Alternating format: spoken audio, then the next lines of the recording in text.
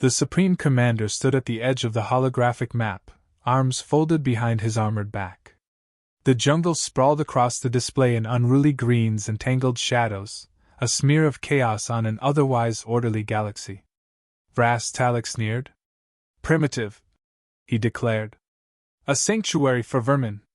His officers chuckled, metallic voices echoing through the war room. They wore their arrogance like medals, confident in the superiority of steel and plasma over bark and soil. Talek tapped the map with a clawed finger. Drop Phase 1. Full formation. No mercy. Sweep it clean. In orbit above Earth, the invasion crafts detached like silver daggers, slicing through atmosphere. Engines roared against the blue sky, and the Amazon reclamation zone trembled under the coming storm. Captain Elias, Ghost, Marrow crouched in the crook of an ancient tree, his face streaked in river mud, his eyes steady. Around him, 20 men and women merged with the jungle itself, invisible even to the most sophisticated sensors. Let him come, Marrow murmured into his calm bead. We're the welcome party. A faint crackle confirmed acknowledgement. No words needed. Ghost's squad had trained for this moment their entire lives. Through a gap in the foliage, he watched the first dropships descend, kicking up ferns and throwing startled birds into the air. The aliens debarked with theatrical efficiency, rows of armor-glinting soldiers, weapons scanning, scanners whining impotently against the dense green canopy. They think this is a field, whispered Sergeant Alva from somewhere to Marrow's left. Marrow allowed a thin smile. Fields don't bite back. On the ground, Lieutenant Jor of the UGC's 8th Armored advanced cautiously, his plasma rifle sweeping. The jungle smelled wet, alive. It made him uneasy. Thermals are crap, sir, muttered his scout. Can't see a damn thing. Press forward, Jor snapped. This planet is rotting. It hides nothing worth fearing. They moved, loud and clumsy, metal boots crushing mosses centuries old. Above, something shifted. Jor caught the movement too late. A vine thicker than his arm whipped down, slamming 3 soldiers into the earth. Screams shredded the air, cut short by snapping sounds. Panic cracked the formation. Troopers fired blindly into the trees, plasma bolts searing harmlessly through empty branches. Hold! Jor shouted, but his men were already running, vanishing into the green. A low, mocking chuckle drifted through the vines. Jor spun, but saw only shadows, and then nothing. Talek's command post floated high above the chaos, shielded by layers of technology. Reports streamed in, chaotic and fractured. Lost units. Disappearing patrols. Equipment failures. He slammed a fist against the console. What is happening? A trembling officer replied. Sir, the enemy is using environmental tactics. Traps. Biological interference. Talek's scowl deepened. You mean the animals are defeating trained warriors? Yes, sir, came the miserable reply. And the humans? We can't track them. Talek hissed through sharp teeth. Then we flush them out. Firestorm protocol. On command, a grid of incendiary drones swept toward the jungle, flames roaring in neat, devastating lines. But when the smoke cleared, the forest stood untouched where it mattered most. The drones had burned only sacrificial edges. The heart of the reclamation zone remained whole, deep and laughing. Down below, Marrow watched the firestorm from a ridge, impassive. They're scared, Alva said, stepping beside him. Good, Marrow replied. Scared men make stupid decisions. He pointed toward the advancing column of alien armor rolling up a dry riverbed, metal behemoths shining under the midday sun. Move to Phase 2, he ordered calmly. We let the river speak. Specialist Khan waded waist-deep through the hidden channels they'd mapped over weeks. She set charges under the rocky overhangs, each precisely placed, silent, waiting. Above her, the first heavy walkers crunched closer, their hydraulic legs gouging the earth. Come on, you shiny bastards, Khan muttered, fingers steady on the detonator. At the perfect moment, Marrow's voice crackled through her earpiece. Now. The river exploded upwards, a geyser of mud, stone, and ancient tree trunks. Walkers toppled like broken toys, their pilots screaming as their machines cracked open against the rocks. Mudslides tore through the column, swallowing shrieking infantry whole. Plasma rifles fizzled out as muck and rot invaded circuitry, snuffing out weapons like candle flames. Talek stared at the reports pouring in, disbelief twisting his features. Dozens of units gone. Equipment failure across every battalion. Morale plummeting into chaos. He gritted his fangs. They are primitives! How? He grabbed the nearest communication console. Deploy aerial support! Burn it all! But the jungle swallowed the drones faster than they could deploy. Branches, vines, swarms of unseen predators brought them crashing down. The air itself seemed thick with a will to kill. At dusk, the surviving fragments of the first invasion force limped back toward their landing zones, battered, humiliated, broken in ways they couldn't name. From the high branches above, Marrow watched them retreat, silent and unseen. He tapped his comm once. Phase 1 complete. A low ripple of satisfaction moved through the comms. No cheers. No boasting. Just quiet purpose. Above them, in the growing dark, the jungle sang. And for the first time, the invaders heard it, not as nature's song, but as the hymn of their own destruction. Nightfall on Earth wasn't darkness, it was something deeper. A breathing, living blackness where vision died and sound sharpened into a weapon. Supreme Commander Talek paced inside his mobile command dome, his armor gleaming under sterile lights that barely pierced the heavy air. Status report, he barked. An officer swallowed. We've lost contact with all patrols beyond Sector 3. Recovery drones find only debris. And organic remains. Talek's eyes narrowed. Organic? The officer hesitated. Sir, some remains aren't ours. Talek stiffened. Meaning? The jungle itself is fighting. Plants. Animals. Things we can't classify.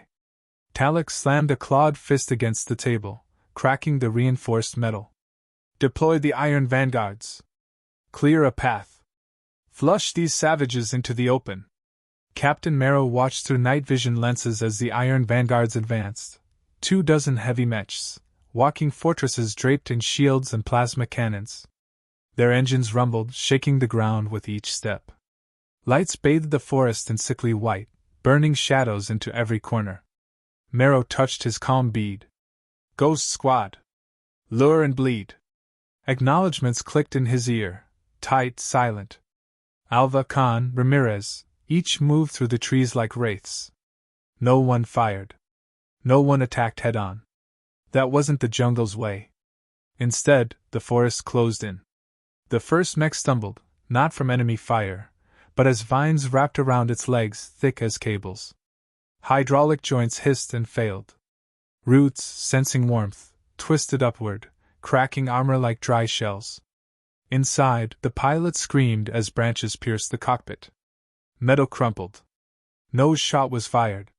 The remaining vanguards reacted exactly as Marrow predicted. Tighten ranks, fire blindly. Flashes of plasma illuminated the madness. Every shot burned a hole in the jungle, and every hole revealed another trap. Spiked pits, falling nets of thorns, nests of enraged predators startled into attack. One mech ignited, flames racing along resin-coated vines directly into its fuel cells. It erupted skyward in a fireball, casting a dying roar across the trees. Specialist Khan crouched in the underbrush, grinning. Big metal toys, she whispered. Same stupid panic. Marrow's voice cut in, crisp and low. Don't get cocky. Phase 3. Now. She slid her detonator out, thumb hovering over the switch. In the distance, a surviving mech turned toward what it thought was safety, an open glade. But the glade was a sinkhole in disguise. With a rumbling sigh, the ground gave way, swallowing half the squadron into a pit choked with thorns and suffocating vines. Above, drones buzzed frantically, searching for targets. Talek, watching through their feeds, snarled. This wasn't the battlefield. This was humiliation. He leaned into the comms. Deploy atmospheric scramblers. Choke them out.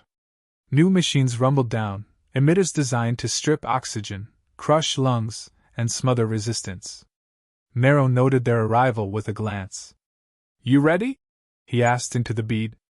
Sergeant Alva's chuckle was a ghost on the line. Born ready. Hidden reservoirs opened, flooding the lower jungle with mist. Genetically engineered spores, harmless to Earth's adapted humans, floated up to clog the scramblers' intakes.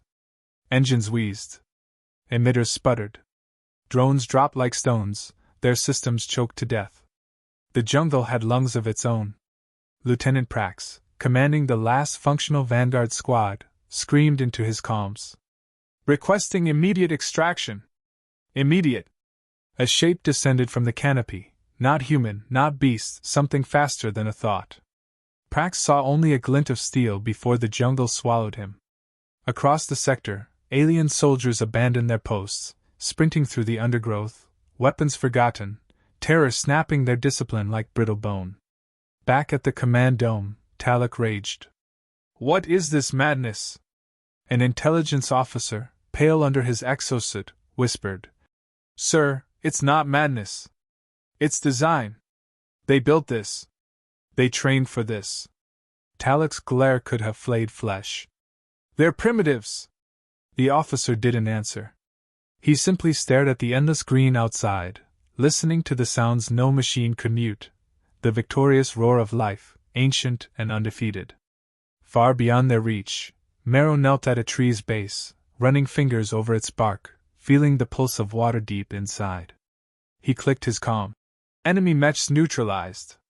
Infantry broken. Drones down. Ramirez answered first. Casualties? Marrow scanned the shadows. Not ours.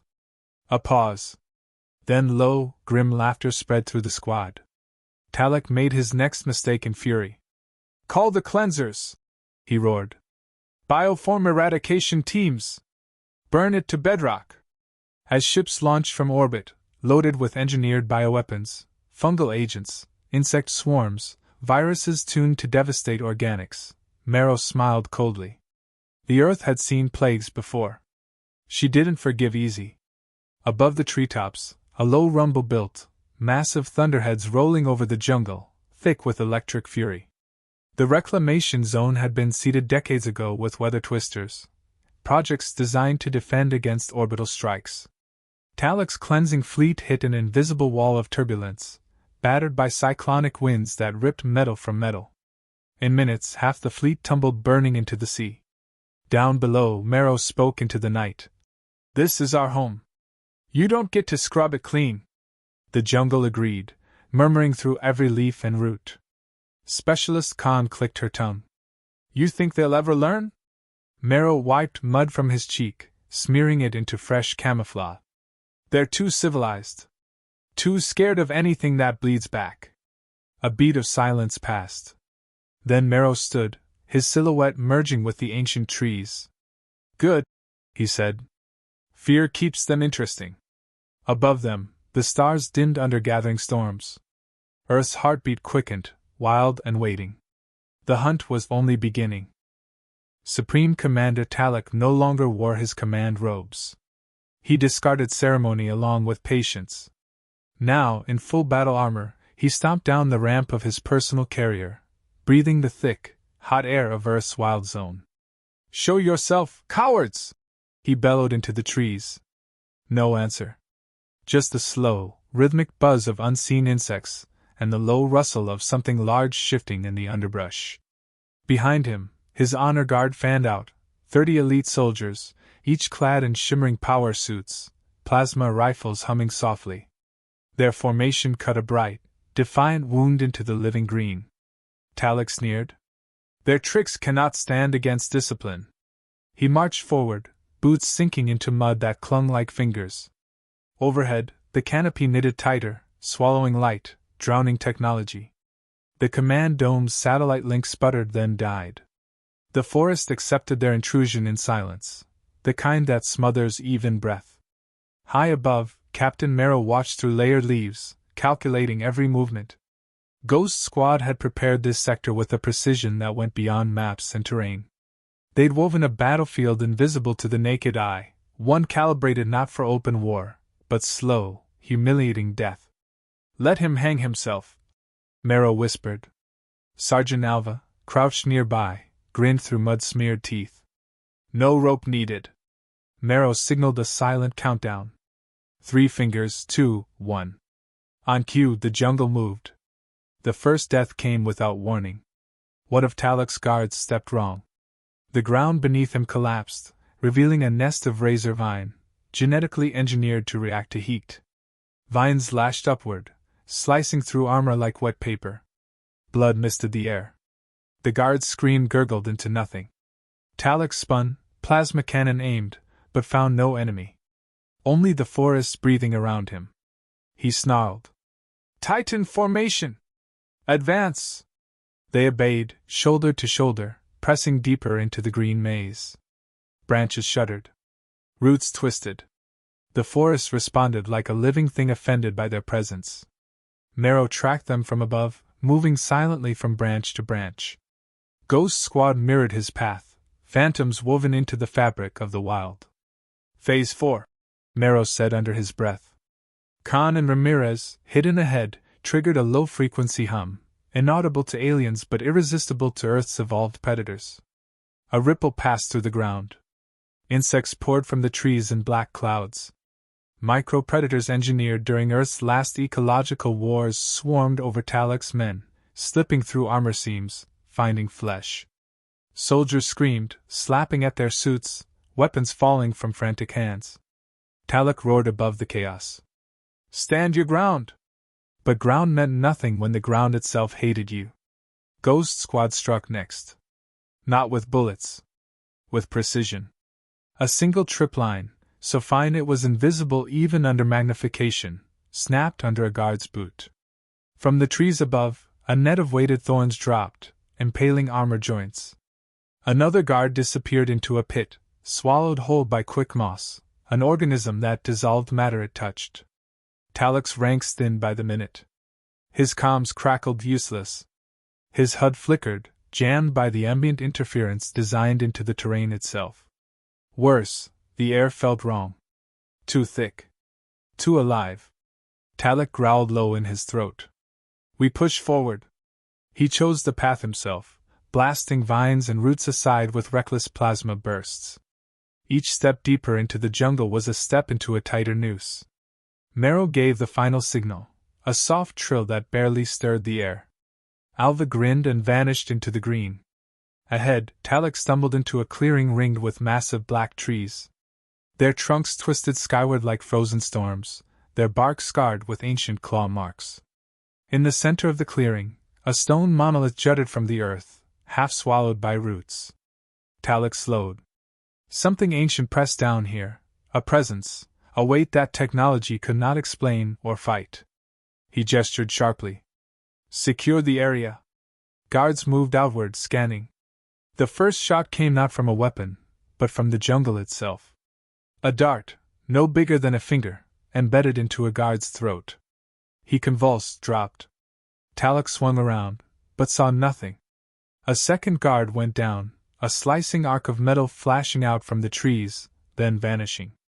The elite soldiers tightened their circle, backs to one another, rifles firing into the shadows. And still, the forest ate them, one by one. Merrow moved with brutal efficiency. Drop, strike, vanish. Every motion drilled into instinct. No need for heroics. No need for mercy. The wild was not merciful. It was final. Talek's formation shattered. In the growing panic, his men forgot discipline. Some ran, only to vanish into the thick green like stones dropped into a bottomless pool.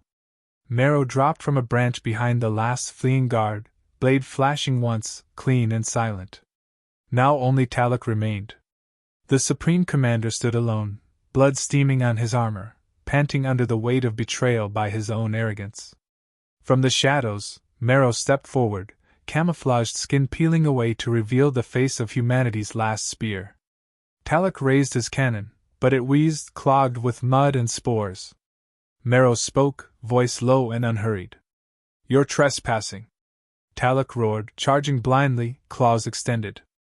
Marrow sidestepped with a predator's grace, catching Talek's arm, twisting, and driving him face first into the ancient stone at the clearing's center. Cracks spiderwebbed out from the impact. Talek groaned, crumpling to his knees. Marrow crouched beside him, voice quiet but iron hard. "This isn't your war. This isn't your world." Talek, defiant even in defeat, spat blood. "We are evolution." Marrow leaned in. "Your noise." He tapped his com once. The forest answered. Vines slithered down, roots broke free, and slowly, relentlessly, the jungle itself claimed Talek, pulling him into the earth as if he had never existed. From above, Ghost Squad watched in silence. No cheers. No boasting. Victory here wasn't loud. It was as natural as rain. Marrow stood in the clearing, listening to the sounds of life returning to normal, the distant howl of a beast, the flutter of wings, the sigh of leaves. Ghost Squad faded back into the trees, leaving no trace, no witnesses. The jungle, once again, closed its mouth around the intruders. Earth had spoken. And this time, it would not be mocked.